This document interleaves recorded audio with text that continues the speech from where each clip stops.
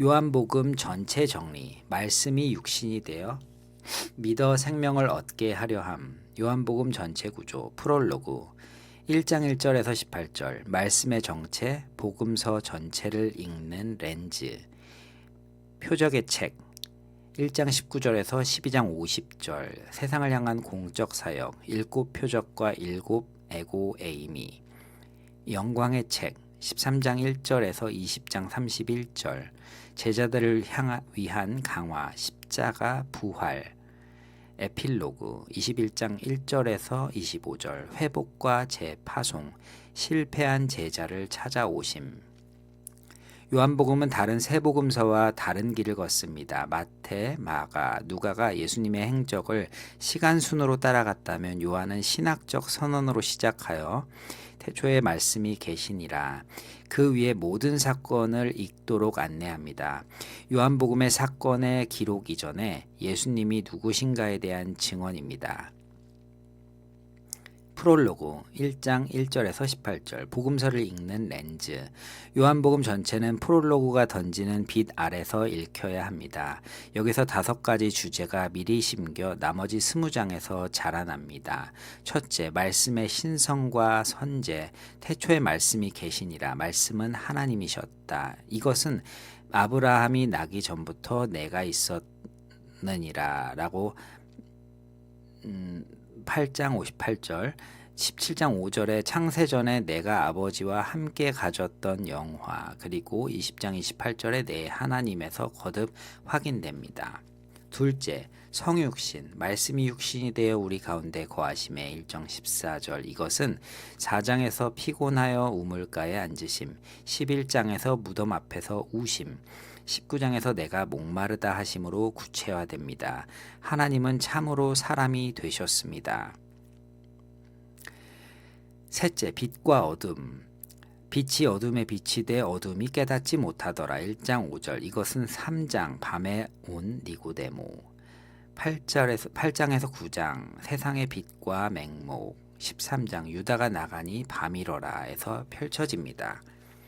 넷째, 영접과 거부. 자기 땅에 오셨음에 자기 백성이 영접하지 아니하였으나 영접하는 자에게는 하나님의 자녀가 되는 권세를 주셨으니. 1장 11에서 12절. 이것이 복음서 전체의 두 반응을 예고합니다.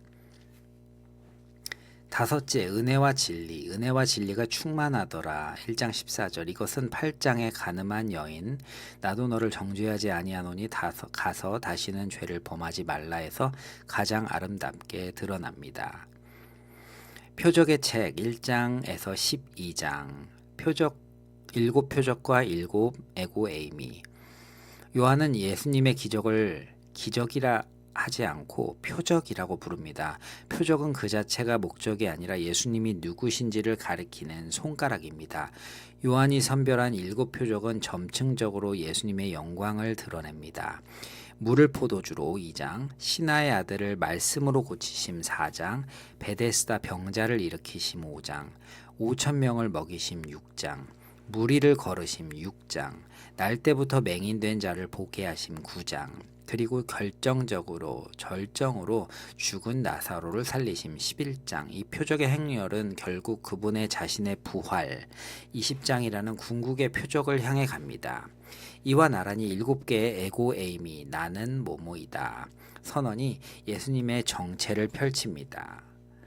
생명의 떡, 영혼의 참 양식, 세상의 빛, 어둠에서 건지신 분, 양의 문, 구원의 유일한 길, 선한 목자, 양을 위해 목숨을 버리시는 분, 부활이요 생명, 죽음을 이기시는 분, 길이요 진리요 생명, 아버지께 가는 유일한 길, 참 포도나무, 생명의 근원, 거함의 대상.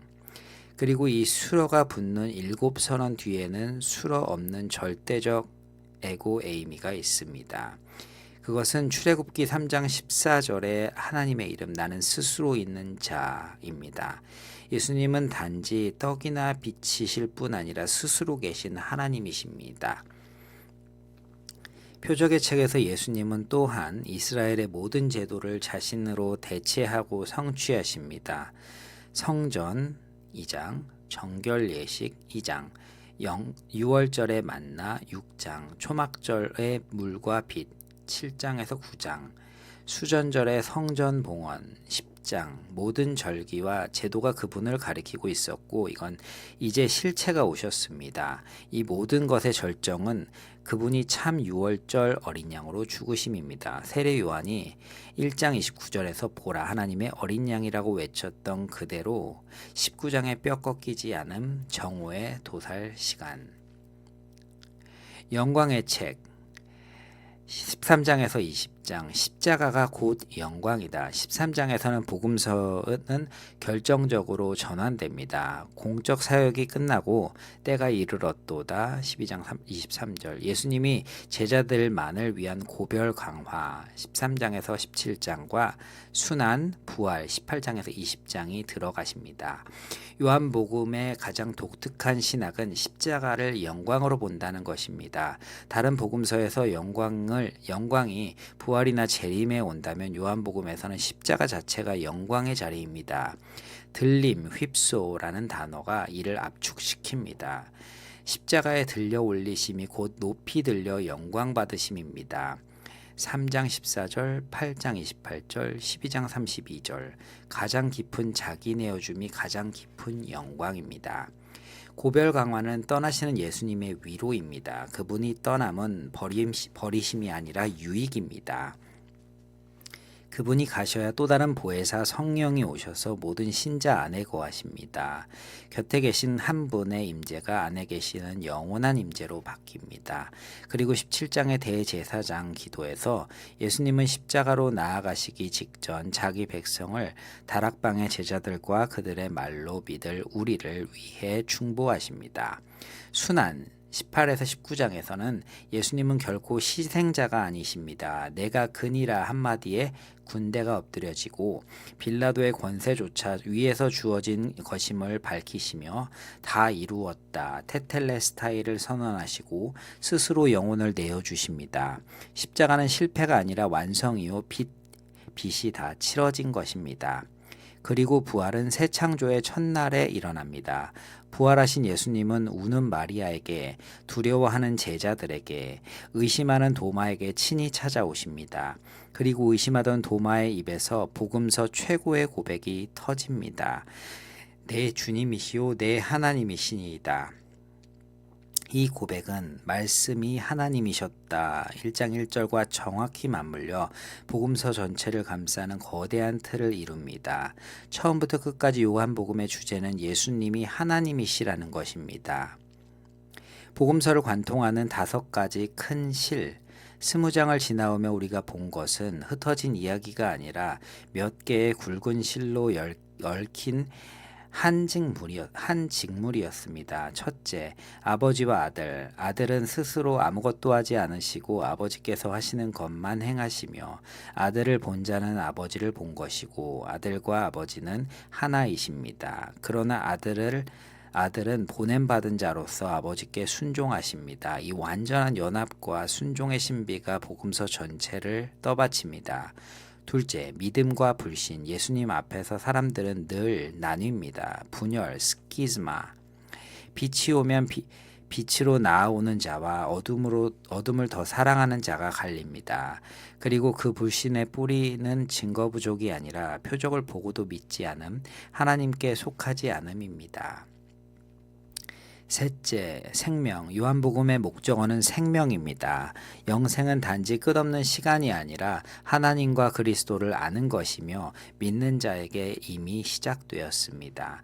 그리고 그 생명은 한 알에 미리 죽어 많은 열매를 맺듯 그분의 죽음을 통해 우리에게 옵니다. 넷째, 그리스도 안에 거함. 우리는 참 포도나무의 가지로서 그분 안에 거하며 아버지와 아들이 우리 안에 거처를 삼으시고 결국 아버지께서 아들을 사랑하신 그 영원한 사랑이 우리 안에 거합니다. 구원은 법적 신분의 변화를 넘어 가장 친밀한 연합입니다. 다섯째, 십자가와의 부활. 모든 것이 때를 향해 수렴하고 아직 이르지 아니하였다에서 이르었다로 그때는 십자가입니다. 그러나 그 십자가는 영광이고 완성이며 새 창조의 시작입니다. 모든 것을 떠받치는 한 가지, 은혜가 먼저다. 이 시리즈 전체에서 우리가 반복해온 것이 있습니다. 요한복음에서 하나님은 언제나 먼저 행하십니다. 예수님은 나다나엘이 무화과 나무 아래에 있을 때 먼저 보셨고 시온이 오기 전에 그 이름을 아셨습니다. 사마리아 여인에게 먼저 물을 청하셨고 베데스다 병자를 먼저 보셨고 출교당한 맹인이 친히 찾아오셨습니다. 아버지께서는 주시는 자가 아들에게 오며 아무도 스스로 올 수 없고 아버지께서 이끄셔야 합니다. 양이 목자를 택한 것이 아니라 목자가 양을 택하셨고 양은 목자의 음성을 알아 따릅니다. 그리고 마지막으로 부활하신 예수님이 무너진 베드로를 숯불 곁으로 찾아오셔서 회복시키시고 사명으로 부르십니다. 이 순서는 결코 뒤바뀌지 않습니다. 부활하신 예수님이 찾아오심, 용서와 사랑의 회복, 사명 위임, 십자가적 제자도, 우리의 믿음도, 사랑도, 순종도, 사명도 모두 먼저 우리를 찾아오시고 사랑하신 그분에게서 흘러나오는 응답입니다. 사명은 은혜를 얻기 위한 조건이 아니라 은혜 받은 자에게 맡겨지는 부르심입니다. 가지는 스스로 열매 맺을 수 없습니다. 나무가 가지를 살립니다. 적용보다 은혜가 먼저입니다. 요한복음의 목적, 이 모든 목적은 요한이 자신이 명시했습니다. 오직 이것을 기록함은 너희로 예수께서 하나님의 아들 그리스도이심을 믿게 하려 함이요 또 너희로 믿고 그 이름에 힘입어 생명을 얻게 하려 함이니라. 20장 31절 요한복음의 모든 것, 프롤로그의 신학, 7포적, 7에고 에이미, 강화, 십자가, 부활은 이 한 목적을 향해 쓰여졌습니다. 독자가 예수님이 하나님이 아들 그리스도이심을 믿고 그 믿음을 통해 생명을 얻게 하는 것, 그리고 그 생명은 그분을 아는 것이며 그분 안에 거하는 것이며 결국 아버지께서 아들을 사랑하신 그 사랑 안으로 들어가는 것입니다. 그래서 도마에게 하신 마지막 복이 우리를 향합니다. 보지 못하고 믿는 자들은 복되도다. 우리는 부활하신 예수님을 육신의 눈으로 보지 못합니다. 그러나 요한의 증언을 통해 믿는 우리에게 복이 약속되었습니다. 최종 결론, 요한복음 전체는 이것을 선언합니다. 태초부터 하나님이셨던 말씀이 육신이 되어 우리 가운데 오셔서 7표적과 7 자기 선언으로 자신이 스스로 계신 하나님의 아들이심을 드러내시고 들려 올려지시는 십자가를 자기의 영광으로 삼아 한 알의 밀처럼 죽어 많은 생명을 거두시고 무덤을 이기고 일어나셨으니 이 모든 것이 자기를 알아보지 못하고 부인하고 의심하는 자들을 먼저 찾아오시는 은혜로 우리로 내 주님이시요 내 하나님이시니이다를 고백하며 그 이름으로 생명을 얻게 하려 하심이라.